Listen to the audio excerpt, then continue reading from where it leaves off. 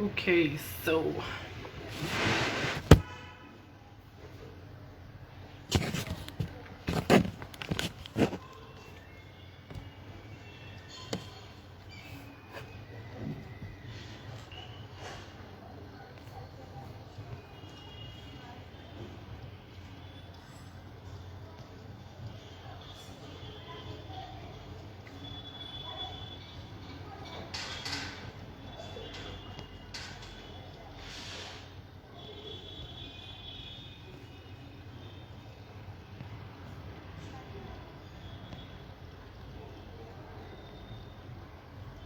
okay.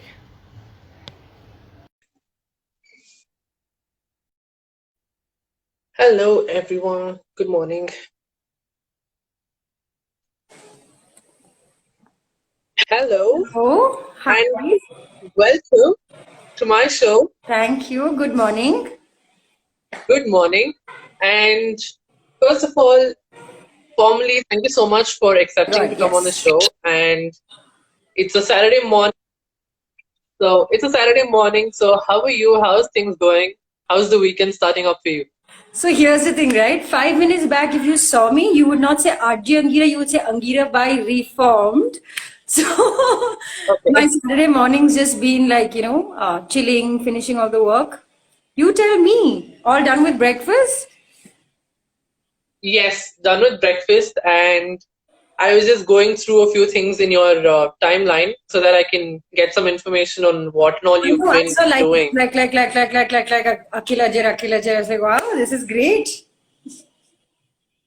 Yes, I was seeing all of your IGTV videos, and as an RJ, there's a lot of things that, apart from entertaining your audience, there's a lot of things that RJs do, whether it's providing information regarding what's happening, or putting up opinions, or making sure there's good content out there and not just entertainment of actors' life and all of that.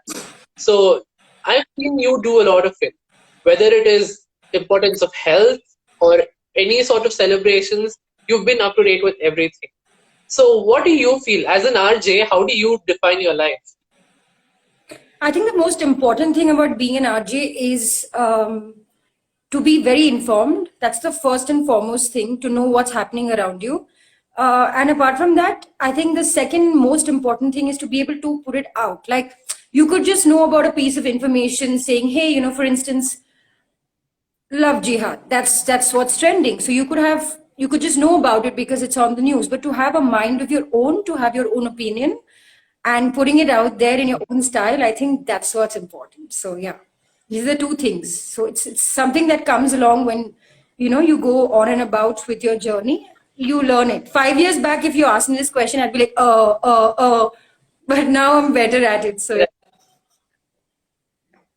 Yes. So as you were saying, 5 years ago to now, I think that's how a professional life changes and molds a person as we go about our journey.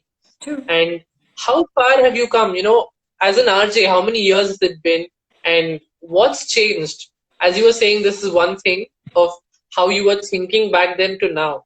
What else has changed in Angira in the past few years of being an RJ? So, when I'm going to tell you a quick story of how I became an RJ. So, and this is Yes. for everybody to take something back home, because I believe that's most important in a conversation. I was hitting the lowest low of my life. I didn't know what I was doing. I was very, like, obscure in terms of what do I want to do in life, which all of us reach at some point or the other. And I remember two people who I owe this career to. Vikram Moses, he's a very old friend and a bro, and Jeffrey Thomas, of course. These are the guys who just walked up to me one day and said, "Hey, why don't you go for this audition?" And they're looking for, an evening job. I was like, "Acha, chalo yaar, baat hi to karni hai." That's your attitude. Yeah. What do you guys do? You just talk. But when you go there and sit in front of the mic, it's very different. Like, it's a responsibility. And I think that's how it started off. I went in, I had zero training. I went in, gave my audition. 3 days later, I'm on air. So you can imagine the kind Right. of, the knowledge that I had to gather was very quick, brisk, and all of that. But what I did realize over the years is that my presenting style, how much to say, what to say, where to add Mm-hmm. what. These are things that you learn over and out in your career. It doesn't come the first day, nobody can train you on this. It's also based on your personality and how you like Yeah, to present things. So it's a learning. I'll tell you, hashtag learning is how it works. Yeah. right. And okay, quickly shifting to another part of the conversation. I can see a lot of tattoos on you. So when did the love for tattoos start, and how many tattoos do you have? I think I have 14 or 15. I'm yet to count. But it's funny, I think all of my stories are so adventurous. A friend of mine, Eklavya, we were in Calcutta. This was when 2009, I'm assuming. And we were just sitting in his place, jamming, playing his guitar. And he's like, bro, you want to get a tattoo? I was like, uske baad he already had a tattoo. So I'm like, yeah, this is cool. Let's do this. And it was raining. Akhil, I'm not even making this up, right? It was raining, pouring in Calcutta. And we Right. ran like a kilometer and a half to the tattoo artist's place. He knew Get a something tattoo done. to get a tattoo done. It's too funny. Yeah. We ran the city and we reached there, and I was supposed to get a guitar, right? Because I didn't know what I wanted to Right. do. It was my first tattoo, and he had a guitar. And I'm very fond of music. So when I went there, the tattoo artist was like, no, no, no, you should get something, that resonates with you. So my first tattoo is the back. You can't see it. It's a naked Right. angel with flames in her hands, and it has, yeah, I'm trying to hashtag that out, but it has like a, Right. sachet around it. So that was Right. Right. something that I designed and came up with. And that's how it started 2009. It's 2020 today. And I have Yeah. 14, 15 tattoos yet to finish my sleeve. I'm excited. What about you? Do you have tattoos? Yes, I have one. I have one tattoo as of now. And what does it say? And as you know, it's a smile, and then a heart, and there's heartbeats, which is definitely says happiness, hope, and love. As long as there are three things in your life is sorted and you have purpose. Okay, So, first fist bump with you. Akhil, give me a fist bump quickly and I'll show you something. Can you see this? It says hope, faith, and love. oh wow, Yes, we have the same tattoo. yes, we do. So I got this because I did a stupid mistake of hurting myself, and that's the exact same place where I've got it done. So I think that will keep reminding me that life is more precious than what I did back then. So Or how much you imagine or how much worth you put into it. True. And this is the tattoo that three of us sisters have. My youngest cousin, she came up with the idea. She's like, you should have a tattoo, all the three of us sisters. I was like, cool. And the three of us have it in obviously various spots. But yeah. So now there's four of us, huh? Not three. yes, and I'm so happy that we have a commonality added as well. And as you know, being a hotelier, an ex-hotelier, how difficult it is to carry off tattoos in our profession. So I'm going to tell you this right quickly. I know it may be something that India doesn't really open up to in terms of, wearing tattoos and all of that. But I remember I had gone for an interview when I was, transitioning. And this was a company, I'm obviously not going to name it. And they were like, listen, you'll have to take this tattoo off and we're going to give you an international stint. And I remember sitting there and I was like, no, I ain't taking none of these tattoos up. Tum apna kaam rakho. I'm just going to go and I'm going to figure it out. Like, what's the worst, right? So, yeah, Exactly. hotel or not, I think Yes, it's about your choices. Yeah. exactly. I think we have to decide on, just because somebody else doesn't want us to have it, there's an individualistic behavior amongst ourselves where we have to do something for ourselves. True. And I'm definitely getting more tattoos, and whether my job approves it or not, because it's something that will depict me and not somebody else. Absolutely true. So, how was your life as a hotelier? Can you tell us a little bit about that? How did that come about? How did you choose? And how long were you a hotelier? What was it about? I've been working since I was 17, so about 13 odd years, and out of which 7 or 8 years has been hotels. So my mom was a hotelier, my grandfather was a hotelier, so I've had it in the family. And Wow. sorry? Yes, please go ahead. And when I was figuring out when I was much younger, I was like, do I want to study? Do I want to work? My mom was very supportive. She's like, hey, you should just do this. You should get into hotels, see how it works for you. Hotels is one of the things that I could do at the back of my hand. You can wake me up. I can do everything by myself. Like I'm a one-man army in terms of hotels because experience teaches you that. I've also, Definitely. massive exposure. My personality has developed. Your exposure in terms of meeting people, how to talk, what to say, all of this, I think, has added on to the experience. So yes, hotels is my go-to any day. Like someday if I'm just like, oh, okay, I think I'm done with radio, which is barely going to happen, I'm sure. But I'll just go back to hotels. I'm like, just talk to people, eat your food, have a great time. Life is all about that. So where and all have you worked? I mean, there are a lot of chains in Bangalore. Which one is your favorite, and which was your go-to place of all times?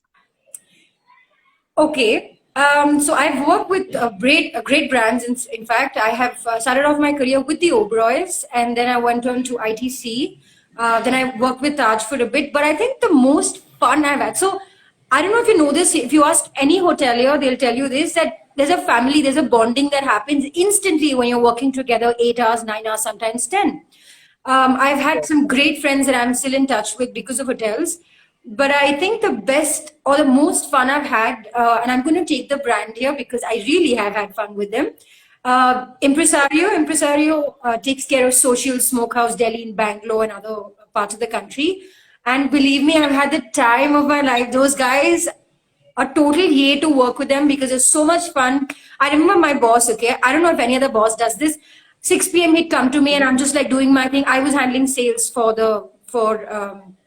out of Bangalore, and I had about Right. 8, 9 outlets under me, and that's a lot of work and Excel sheets, which trust me, I hate. And my boss would come up to me and Okay. he's like, "What is this? Why are you working so much? Come, let's have a drink, and then we'll chill out."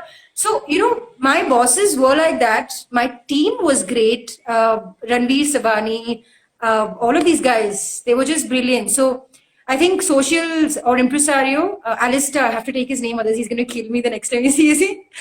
But they are a great company to work for. So I think that's the best that I've had. Of course, the other companies have given me what I needed, but I've had a great time Right. with these guys. So yeah. So, a life as a hotelier, there's a lot of professionality. There's a lot of, as per the dressing or the way you have to present yourself is different. But when you come to being a radio jockey, you get like free. You can be yourself. So those are two complete contrasts, as I would say. How So does how has it been for you? These two things, how has both of them changed you, or how has both of them molded with your personality?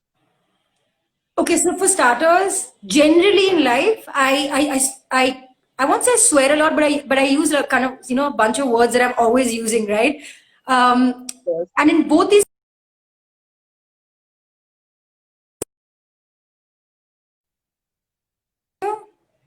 yeah, I think we're lost here.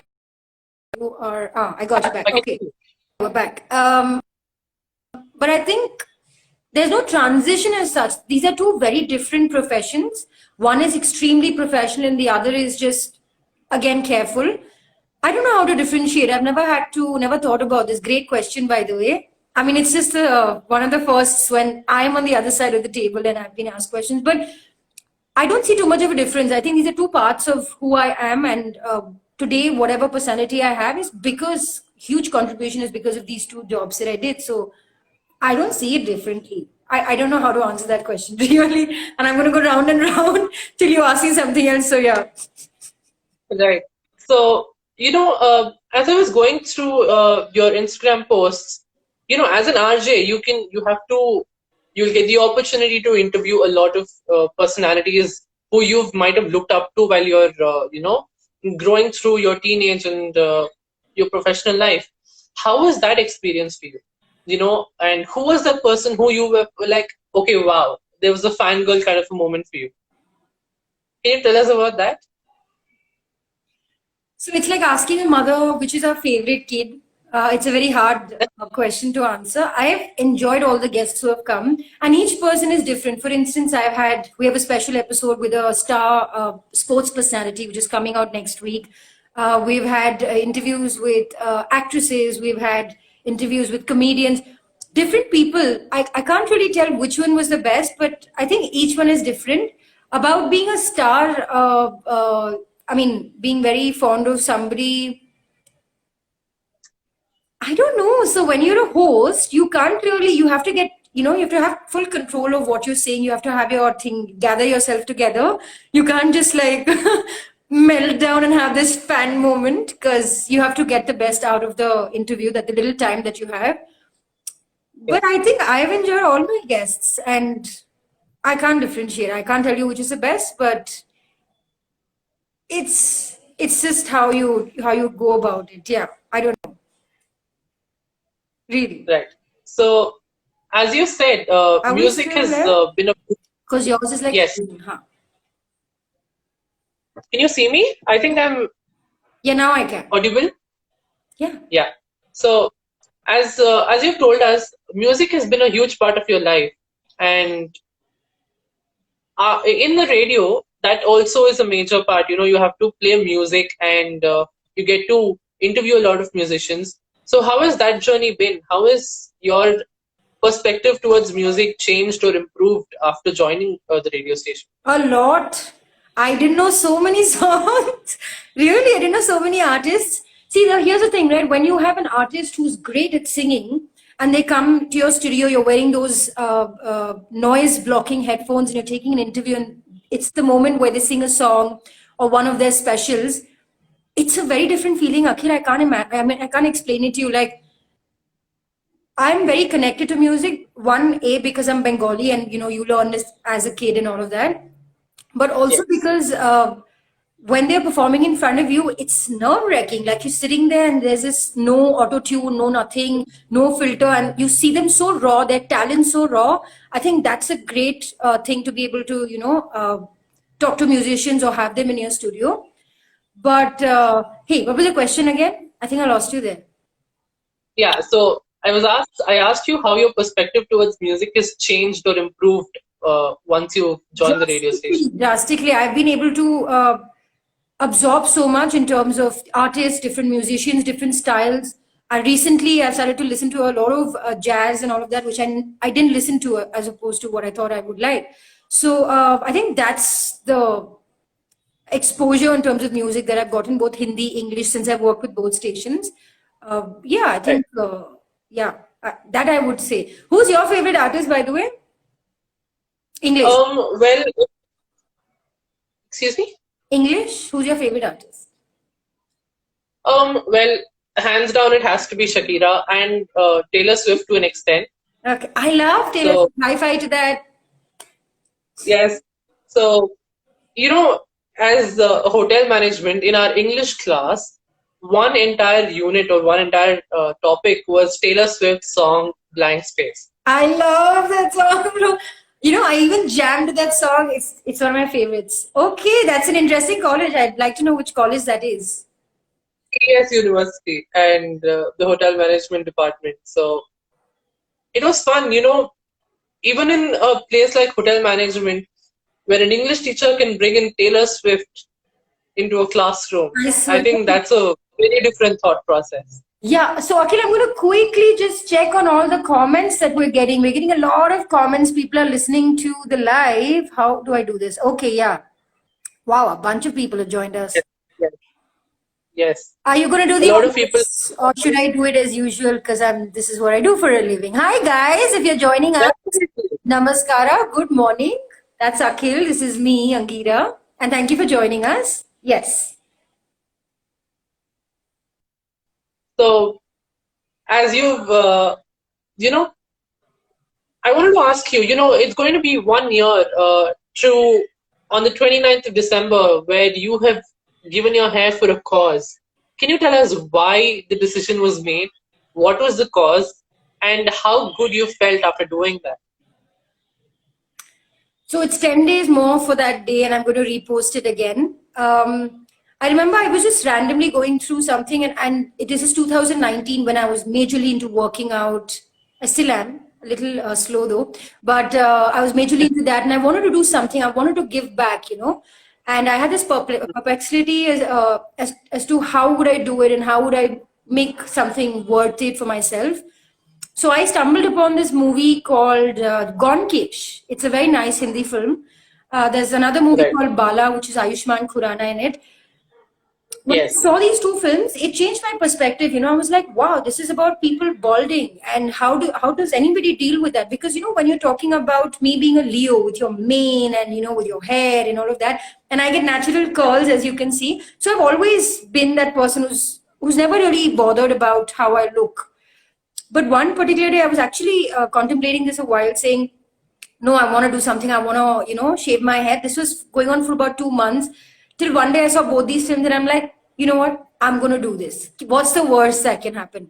And then I stumbled upon an organization. It all came as a pattern. I stumbled upon this organization where you were able to donate your hair to cancer patients or allopathic patients.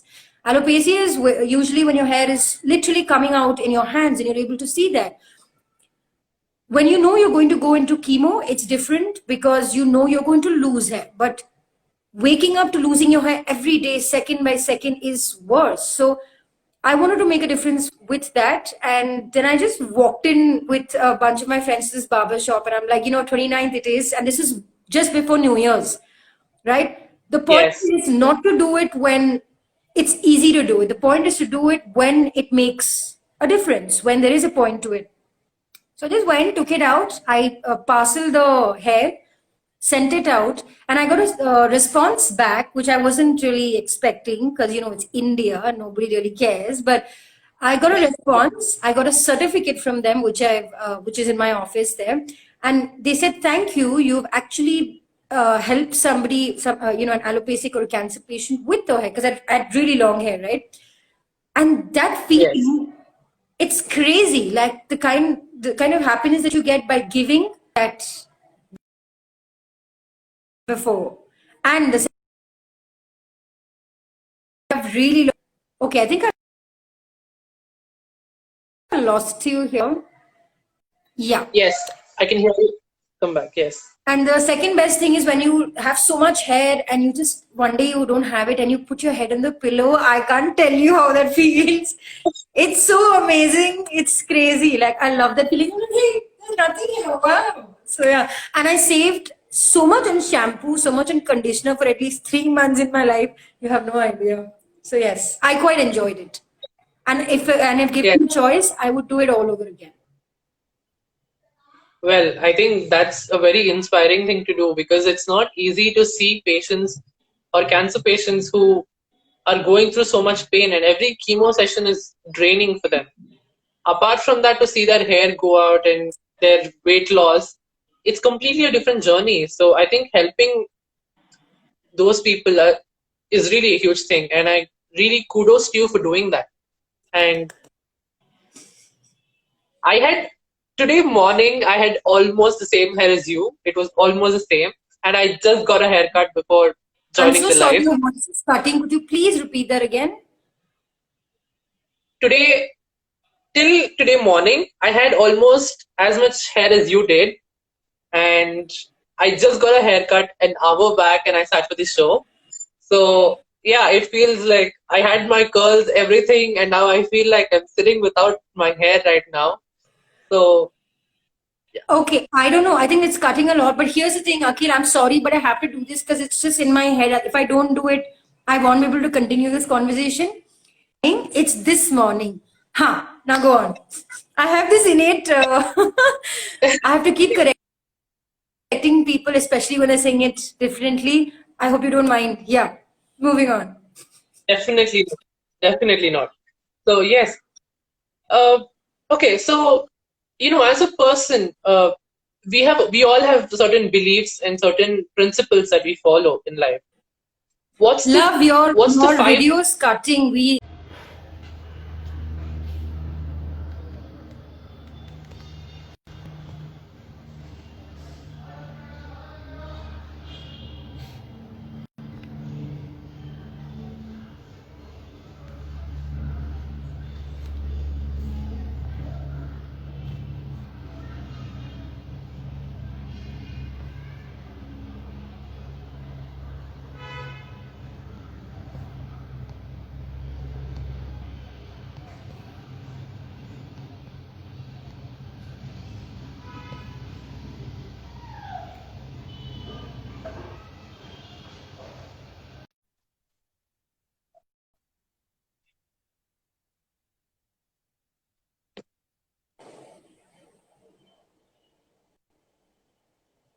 Akhil, I have a great idea.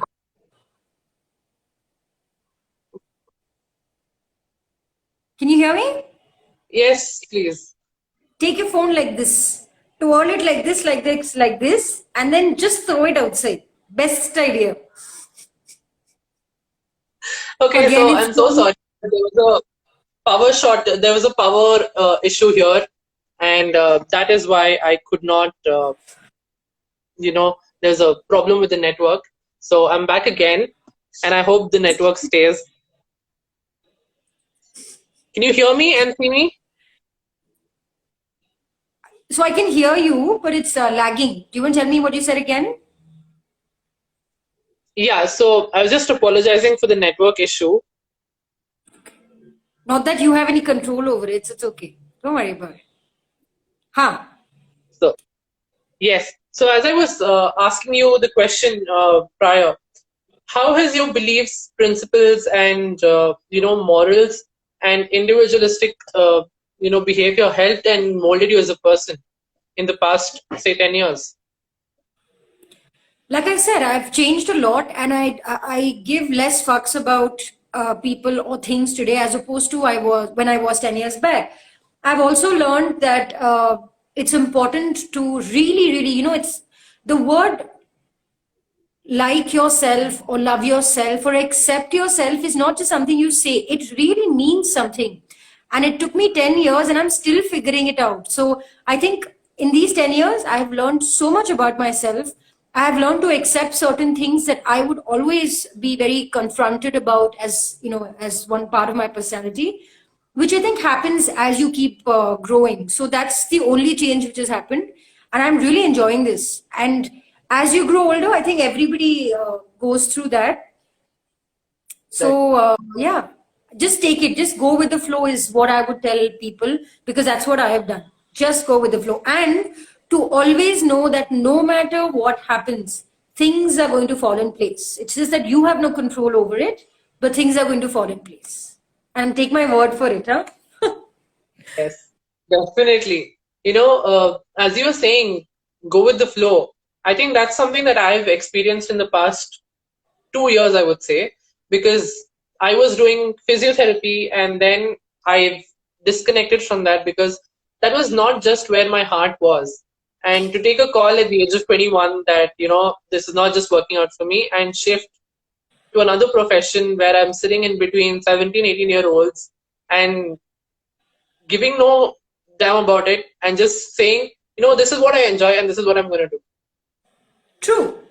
And I think everybody should do that. If you don't wake up to liking what you do, think about it. There's no purpose. There's no point. Yeah. That's another thing. Huh? You could never run behind money. That's the worst thing. It's boring also after a Definitely. point. That change becomes boring. I think having an adventurous life is much, much better than, Totally. having money and doing nothing. No, having money is important. See, that and all, I'm not going to say no. But I love, I transit into this Malu auntie sometimes. I had some great Malu teachers. So please forgive my accent. But yeah, I think it's just something that you have to pick up and run with. What else do you have for me, Akhil? Yes. So, as I was also wondering, there are certain things in life which we cannot live without, and there are certain people that we cannot live without. What's the most important thing in your life, and who are the most important people in your life? Okay, so I'm going to say this that I have been a very runaway person, and this is the reality. I've never gelled into the family system or had like a love for Yeah. my relatives, and I'm not that. If somebody has an opinion, I'm like, great, but don't say to me. Kind of a person. Yeah. So I've always been very black sheepy, as they call it. But I've had a great support system in terms of the family that I made. I believe that the people you're born with are your relatives. They are not your family. Your family is the people you choose to grow with. And I have a Yes. few people like that in my life. For instance, I have somebody I went to college with, Sundar. He is the brother I never had, the younger brother. I've bullied him. I've shouted at him. He's seen the worst. He's seen the best. He's seen me grow over the last couple of years. Vikram Moses, as I was telling you, my aunt, my mom's sister, her family, my cousin. There are some people who just hold on because they believe in you. They see the difference in you, but they still believe that, okay, she's going to make something out of it. And I think there are very few people like that in my life, but these are the guys who, even if I'm a nobody tomorrow, or I'm completely broke, I don't know what I want to do with my life, I've lost out on all passion, I know they're a call away and I can say, hey, I fucked up, I'm coming home. And there are very few people like that. And that's who I think are my family. So there are a very few people like that. And I just named them. So yeah, if I've forgotten somebody, I don't think I've forgotten people who matter to me actually. Yeah. So, right.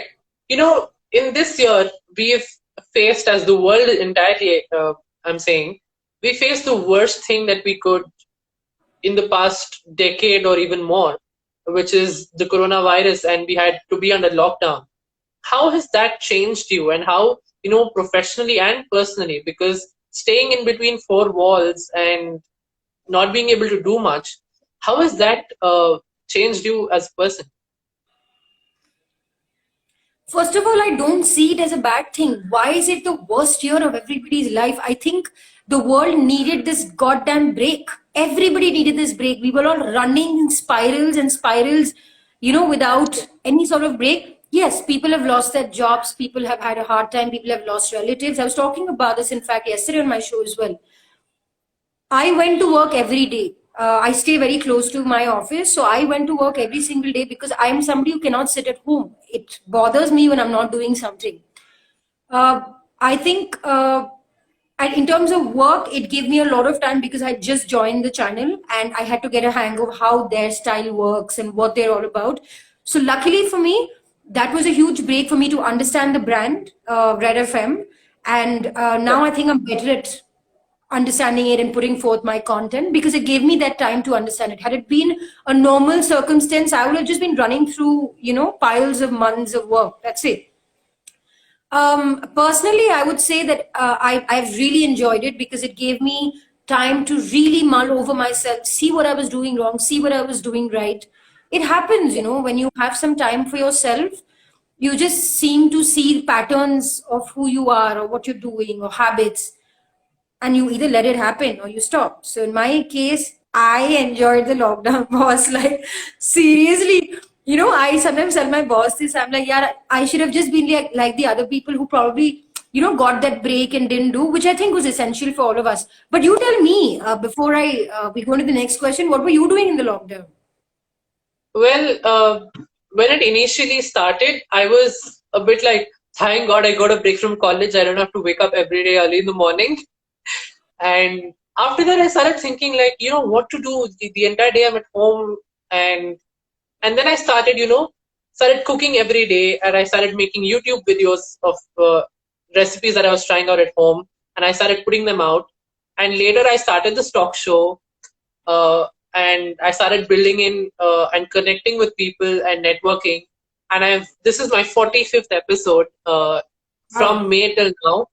So yeah, I've learned to take it in a positive way. And I was like, this just came out with the idea of what do I do in the lockdown? How do I just not spend time doing something just for the sake of it? And let me do something, worthwhile.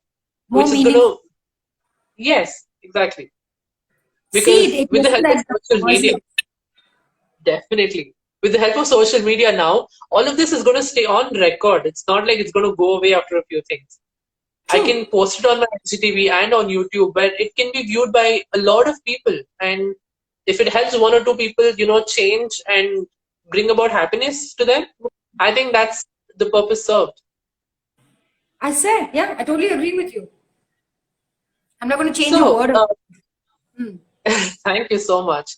And what does Angeera look forward to, in the next 5 years? Do you have a plan, or are you just going to go like, whatever happens, I'm going to take it and let my life be unpredictable? Let it be a mystery every day.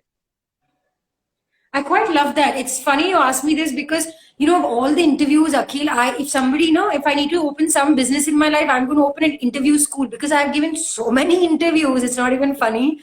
And the one question I always hated was, what is your plan in the next 5 years? I'm like, sir, mujhe pata nahi hai what I'm going to have for freaking dinner today. Like, I don't care what's going to happen in 5 years. And anybody who plans your 5 years, let me tell you the truth in life, it's not going to happen that way. Everything else will happen besides that plan. And I've realized that. So I don't make 5 year plans anymore. But in all fairness, I am looking, I believe that exposure is imperative in everybody's life. And eventually, maybe I might transit to international radio. That is a plan that I have for later. I would like to try that. And yeah, I think pretty much that's my plan. I don't know otherwise what I'm going to do. We'll see. We'll go with the flow. So, a couple of quick questions before we wind up the session. So, I'm going to just ask you one-word questions and you can give me one-word answers. Everybody loves Karan and Coffee with Karan, no? Like, everybody just loves it. What have you named this section, by the way? I have named it FFF in my show. What have you named it? Well, I just call it one-on-one or just rapid fire because I'm definitely, you know, as a director, I like him, but that's another part of the story where there are a lot of things that have changed my views about that person. So, yeah. Go for it. I'm ready. I love rapid fires. Tell me. So, favorite food? Tandoori chicken. Favorite holiday destination? I would love Istanbul. It's my favorite place in the world. Never been, would like to. Favorite actor?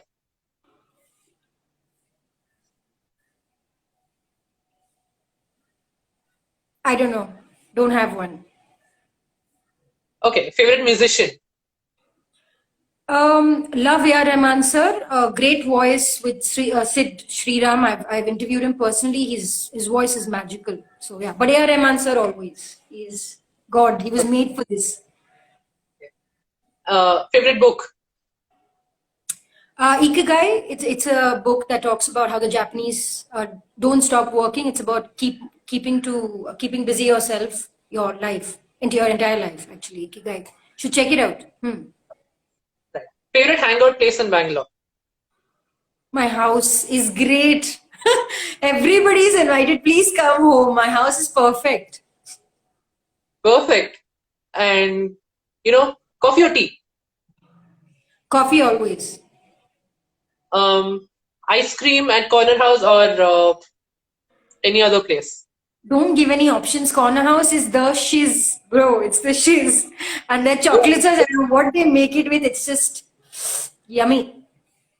Yes, when I was in RV in Jayanagar, every day for lunch, my dessert is Corner House. This is my guilty pleasure, but I gained 18 kilos because of it and I still have no regrets. Okay, quickly I'm going to do this, okay? Name 5 desserts. Okay, name 3 desserts. Okay, sweets, which is like jamun and ice creams and pastries. No. I know you're still getting the hang of my sarcasm. So it's dessert when you say like ice cream, and it's Gobi and Sahara dessert when you say dessert. Just saying. Yeah, that's right. Catch the sarcasm. Oh God, okay. This is really fun. I'm really having fun right now. Yeah, okay. Thank you. So, you know, what's the best thing that you feel about Bangalore is? About Bangaloreans? About the city. What do you feel is the best thing that we have here? Live music. I'm from Chennai. We've never had the exposure of live music. So when I went into a Cathy or a Bangalore club, I was like, whoa, this is amazing, right? Like there's very nice 70s, 80s music playing and you're chilling by the bar. I think that is something that I love about Bangalore. Yes. And so, also, how do you think Bangalore has changed in the past few years that you've been here? What do you feel, you know, the transition that Bangalore is going through, whether it is, you know, with the invention of metros everywhere and the flyovers that's been happening, or the way we are so-called garden city has turned into something else right now? It's become big how do you? city. Yeah.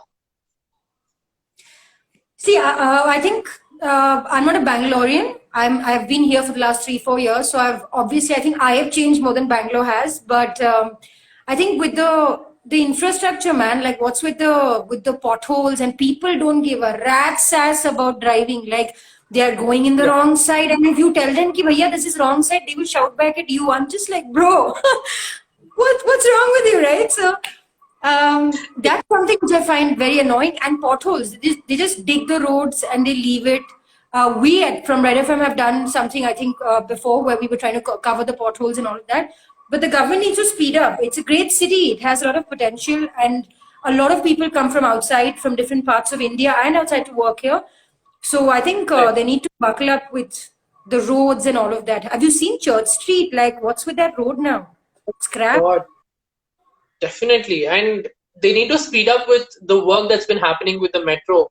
It's taking too much time and it's causing too much of traffic wherever it's being happening. And Let's do a morcha. No, let's do a morcha. I love doing morchas. I'll be a part of your definitely, morcha. definitely, and definitely with the politics that's happening in the state from the past few years, I don't think the government gives a rat's ass about how people are being affected. They're just happy with their power and their well-being. It's really ridiculous to see this happen every year. I'm just going to quickly add in, I feel it's very odd that as a country, we're going through so much. We've gone back at least 3 years in terms of economy. Yet, of course, this is my opinion, my personal opinion. We have so many new structures which I think are so immaterial right now and unimportant that I'd rather have, the kind of money and the revenue and the power somebody has. Just think about it, Akhil. If you were prime minister, or if you were a secretary of state, or you had a very high position, the kind of power you had, you could do so much with it. But what Yes. matters here is whether you choose to do it or you don't. That's what I think. And we leave it at the Completely. beep, beep, beep. Yes. I think people should use their brains to fill in the blanks a little bit here. Just saying. Just saying. So, is Angira a pet person? Do you love pets? More than boyfriends, more than humans, yes. I like animals. I love animals. They're at least unconditional like that. Very true. Very true. And yeah, I completely agree with the comparison that you used right now, Tell me about it. because relationships, especially, it's getting out of hand. And Right? Don't you think? I've just been realizing this that today, there are so many options. There are options left, right, center. You might be sitting with somebody, you might be chatting simultaneously with somebody. It's so scattered that it's lost its charm. Yeah. And I think I'm in that stage, and I'm like, I'd rather just chill by myself because it's so much easier. It's way more easier than dealing with another person's issues. and handling ourselves has become so much right now that we don't want to handle somebody else's issues with us. I'm totally with you on this. And I'm 30, right? So this is something I get a lot. When are you going to settle down? When are you going? I'm like, but I'm settled. Yeah, I have a great What house. is settling I down? I have don't understand the term settling down. right, and because my siblings are all engaged, married, and all of that, they're like, "What are you going to do with your life?" My aunt's been very supportive about this, and she's like, "Hey, you should just do whatever you feel is right, whichever place you are in life." And I think that's what I'm going to do. Yeah, when that boat starts, we'll get there. But otherwise, I think people should just stay single, please. My biggest advice: don't. Exactly. You'd rather be single than be in an unhappy relationship. So if you are in one, move it. It's the time Move to. it completely, because I don't think right now it's time for us to invest in somebody else than ourselves. Do you want to say that again? Maybe you just want to rephrase that. I think I think we'll have to invest more on ourselves than Yeah. somebody else. Totally worth it. Totally worth your time and money. Paisa vasool. I'm telling you. Completely. And openly saying, I had been dating. My first relationship was of 4 years. And if a Ah, person can break up after that, I don't think that, I think anything can happen. But I also have this disagreement. Akhil, tell me if you agree with me or not. You don't have to. I mean, you could have your own perspective. Humans are not nobody's meant to be monogamous. This is my point of view again, right? People change. You're changing all the time. I have changed drastically in the 10 years. Why would I expect to have another person the same way as I 5 years back, 10 years back? I find it ridiculous that because of some sort of safety or security, people tend to be in unhappy marriages and they call themselves monogamous when technically we're animals. Our ancestors were animals, bro. Get it right. It's Yes. this shadi game is just so exhausting. I find it very funny. Like, I was in fact having this conversation with an old friend from Chennai, and we both agree that monogamy is back in the days. I'm not saying sleep around, or I'm not with that culture. I don't believe in it. If you're in something, do it properly, or don't do it at all is my thing. But I see Exactly. so many people in unhappy relationships, unhappy marriages. Like, come on, you have one life. You either live it or leave it. Yeah. Wow, I just made that. That's so cool. Tell me. Yes, I completely agree with you because, after that 4 years of a relationship and coming out of it and starting to date someone else after a few years, and then being so let down when I red-handedly caught that person with someone else, I was like, dude, what is the mentality of a person? I'm like, I just lost it. I'm like, look, I was lost at that moment, and then I'm like, okay, let me be to myself. I think I'm way more happier being with my friends and my family than this sort of nonsense. True, true, true, true. And also, every And relationship takes away a part of you. It always yeah, does. You're never going to be the same person.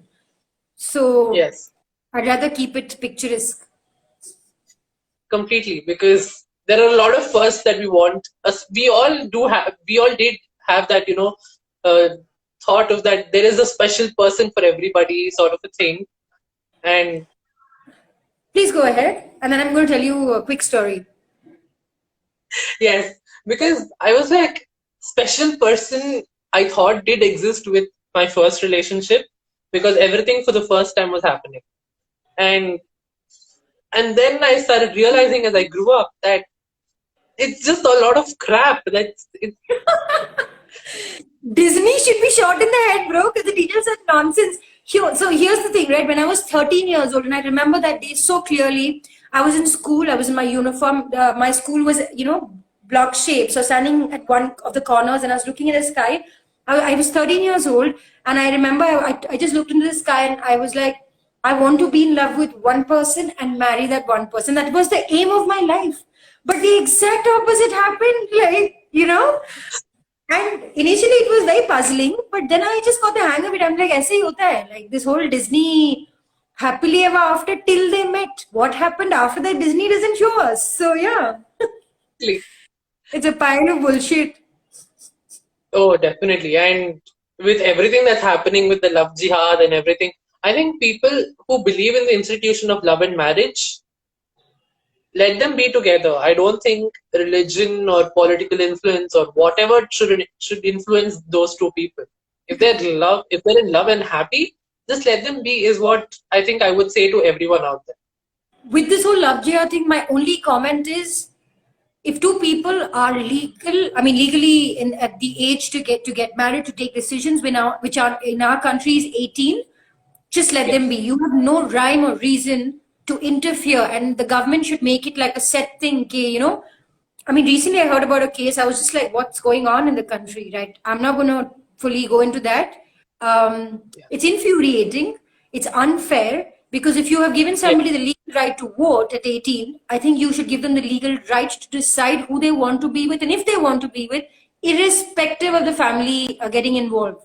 You make your decision. If you're wrong, you will figure it out. If you're right, you will figure it out. But they shouldn't have this. That's why I say international radio. Definitely. Because, at that also, and then there was Section 377 which came up, and I was just like, dude, let love be. Let whoever loves anyone, let them be. True. And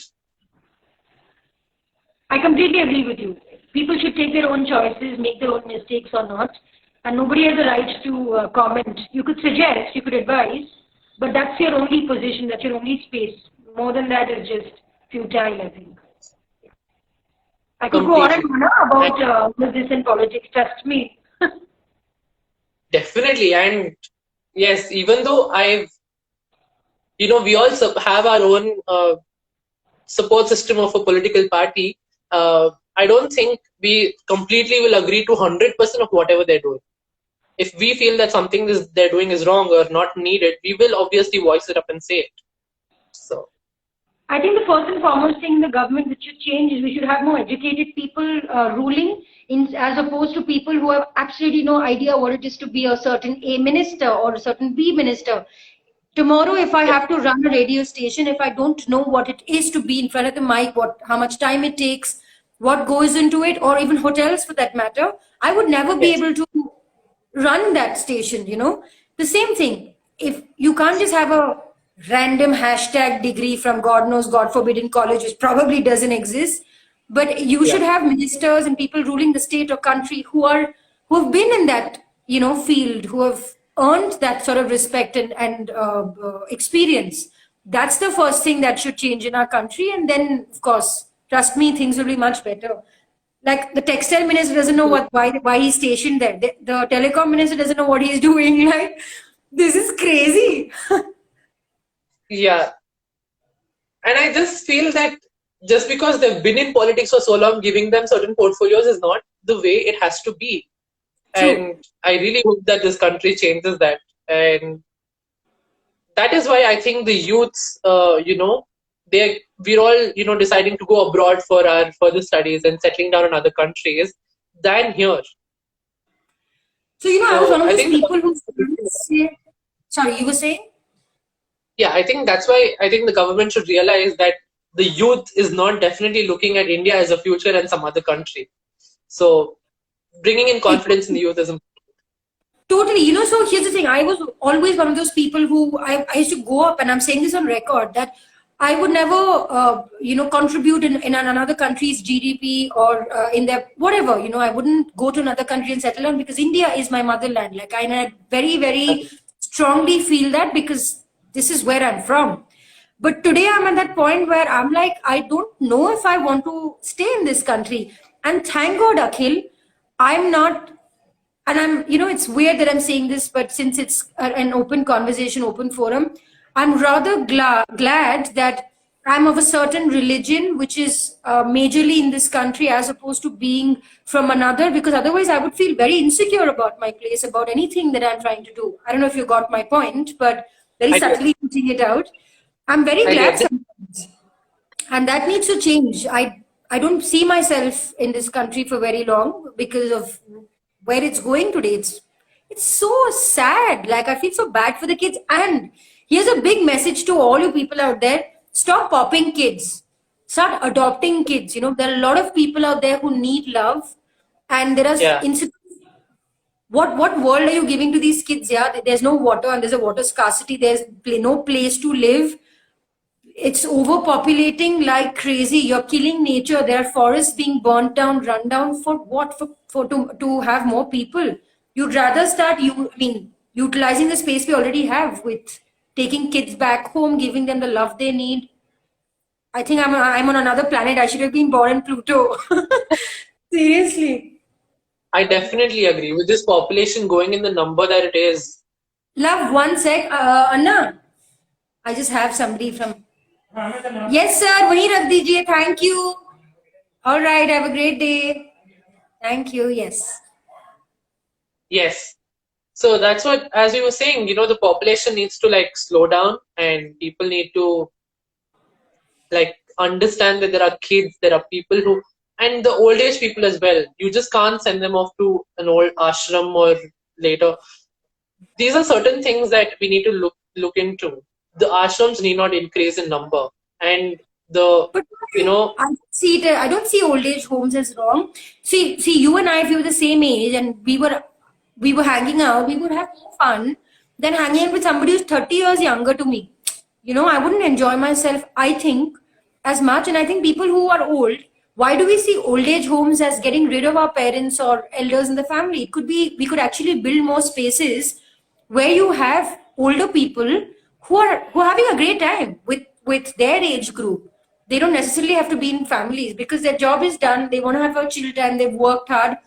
I think old age home should have a very new approach to it as opposed to what we see. Old age home is like dhakka maar do, wahan pe. That's not how it's supposed to be. It's supposed to be like, hey, maybe this is a fun place. Maybe we could change this. I see it like that. So I don't see anything wrong in old age homes. It's just how people see it, I guess. Perspective. Exactly. I think that's the more important word. I would say the culture, Indian culture, as we say it, the looking after the parents till their last day and all of that. And it's too What? emotional. We as Yeah, people are more emotional in thinking than practical, I would. even during the lockdown, there were so many reports because we were constantly reporting on air about number of domestic violence which increased on senior citizens in houses, and that's when I'm like, hey, I would rather have people who are living together, old people, than facing this trauma day to day. Yes, because younger generation doesn't have the patience, or I don't know. I think they should just move and. I think that's what I'm saying. I think I should have just been born in Pluto, not on Earth, calling Pluto, like seriously. I, seeing your Instagram and talking to you live, I'm having more of an understanding of how you are as a person, and I'm really liking you as a person right now because there's a lot. Just because we don't, as people, we will obviously have difference of opinions, but that doesn't mean that I would dislike the person with another opinion. If we People all are agree entitled. to a topic thing and we're all sheep in a herd, it won't look nice. There has to be a discussion point where It's somebody boring. counters what we said. It's boring to follow. I find it very boring. Good morning. Yes, Kupilaka. I think the only thing that I firmly believe is dead fish go with the flow, and we'll have to swim against the current and break our own paths. And I think seeing you doing so much, and I was going to get to this. How has your life changed with your audience? You might be getting messages on how much people they say that they're enjoying your show, they're loving how you are, and how do you react to all of this? Like people really loving you who have not met you, but still showing so much love. How has that been for you? Akhil, and I keep saying this on air a lot that people think RJs are supposed to be in a great mood every day. No, we are just like you. Some days I feel like I don't want to even talk. Some days I feel really shitty. Some days I'm in a great mood. But here's what makes my job different. When I have people who, like recently, I had a whole bunch of pori. Pori is a sweet, like a chapati thing. I don't know what you guys call it. I had a random listener send it with a jar of ghee and just with a thank you note saying you made a difference. So I think, and sometimes we get. So it so happens that I can't. I'm learning Kannada. You see, I'm new to the state, so I'm learning the language. But sometimes we get hate messages. Sometimes we get appreciation. I think that just comes with your job, and you got to be able to deal with that, but that keeps us going. Some days when I've had a doctor who obviously is very different from me, has her own perspective, she texted me personally saying, I was just having a shitty day and thank you for saying what you did. I like to end my shows with something personal when, where you can take back something based on my Yeah. experiences.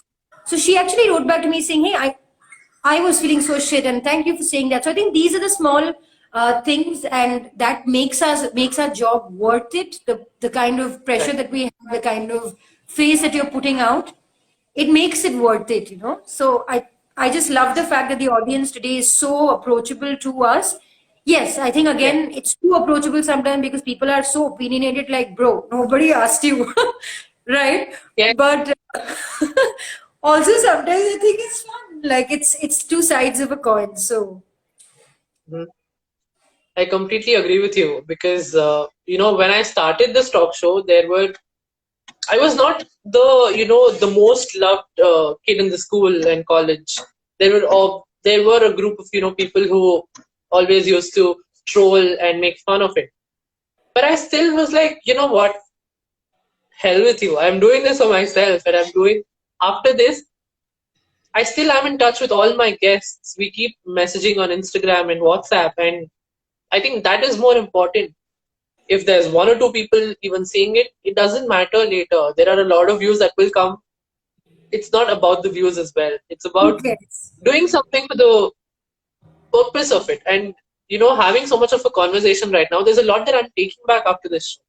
And I would definitely stay in touch with you because it's been an amazing conversation and I'm really loving it.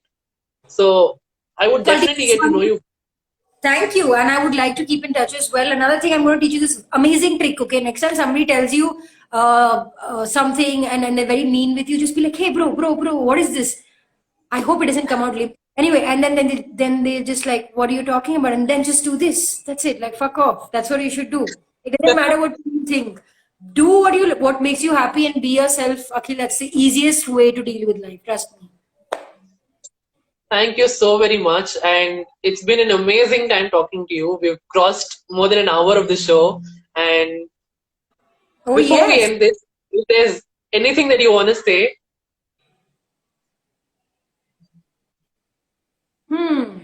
Okay. First of all, I would like to say to everybody, thank you for joining us today, and thank you, my parents. No, the deal is this: that most people think that interviews are rigged. Interviews are when you send questions and people know what they're going to say. No, none of that happened in this interview. It was just one of those amazing conversations that I had with somebody. I would like to think that I made a new friend, and thanks to the lockdown for that. Second, I think everybody should just don't have a plan. Plans are boring. Plans are meant to be on PPTs. Plans are meant to be on Excel sheets, not in your life. Your life is just like look at it as a game of, I don't know, chess, and anything can change at any point. And you should just go with the flow is the easiest way to go about it. And most importantly, be okay with yourself. It's very, very important to love to accept yourself more than this self love jazz hashtag going on. It's important you understand that you are you, and it's okay to be different. It's okay to be very different from what people think or want or need. That's fine. Doesn't matter. So that's the only thing that I would say. And follow your dreams if there is one. If there isn't one, go to sleep. You'll find or you'll get a dream. So yeah. well, on that note, thank you so very much for coming onto the show. And as you said, this conversation has really led, I think, to a start of a great friendship. And it's been an amazing conversation. Thank you so much for making me smile. And I think the audience has had a blast as well. So, hoping to see you on radio. Are you going to work today? In a bit, yes, I have my show at 2 o'clock. So I will. So you guys 2 should to 5. catch the show 93.5 Red FM. Let me just do the marketing here. 93.5 Red FM. It's called the Red Adda Show. Comes in between 2 and 5 in Nama Bangalore. And Akhil, I wish you a lot of love, lots of success, and I hope 5 years down the line when I mean, of course, we'll connect otherwise also, but 5 years down the line, we're going to come back again with a banger show again. Yeah. And yeah. Thank you so much. We'll definitely do that. And until then, you take care of yourself and have a great weekend. And we'll definitely keep in touch. So thank you so much again for coming onto the show. It was a pleasure having you. Likewise. Bye. Bye. Thank you so much. Thanks, guys, Bye. for joining us. Thank you so much.